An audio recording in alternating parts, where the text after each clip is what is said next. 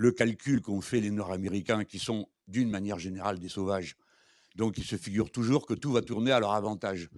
Ils interviennent en Irak pour empêcher les chiites de la dominer. Résultat, ce sont les chiites qui dominent. Ils envahissent l'Afghanistan pour les punir. Et à la fin, c'est eux qui partent en courant.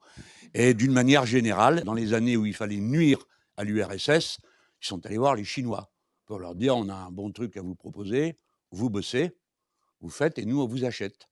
Et comme on n'a pas de sous, ça fait de la dette, et vous, vous rachetez nos titres de dette. Et on a organisé un cycle comme ça. Mais pendant ce temps-là, les Chinois, qui sont premièrement la plus vieille puissance du monde, le premier PIB du 19e siècle, eh bien, ont conquis la première place et ils produisent maintenant, à l'horizon 2030-2035, ils produiront autant que tous les autres pays avancés.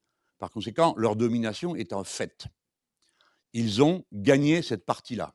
Les États-Unis d'Amérique vont répliquer par la guerre. Ils ont dit eux-mêmes, il n'y a pas de solution de marché à la compétition avec la Chine. Donc, ils préparent la guerre avec la Chine, raison pour laquelle ils vont organiser la paix ailleurs, si j'ose dire la paix, en Ukraine et ainsi de suite, pour pouvoir concentrer la ligne de front qui aujourd'hui est dominée par les Chinois en mer de Chine.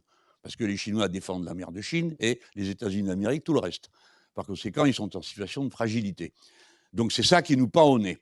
Et eux, pendant ce temps-là, les néolibéraux, qui avaient toujours des solutions à tout et qui avaient inventé la main invisible du marché, sont avec zéro idée sur ce qu'on pourrait faire.